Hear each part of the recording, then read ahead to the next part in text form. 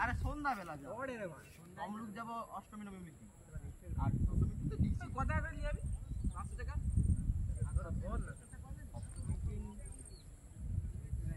ওই হে সপ্তমী আছে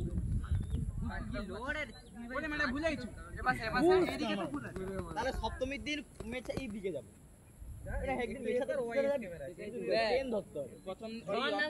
বাগনান দাগনান যাবো ওই বাগনান যাবি বলে কে না কিছু আমি ঘরে বলবো না শুধু ঠাকুর দেখতে তাহলে একদিন বাগনান যাবো ওই ওই ওই ওই বাগনান যাবি তুই তো বলছিস তাহলে পঞ্চমীর দিন যাবো আবে কারণ পঞ্চমী না গেলে অন্যদিন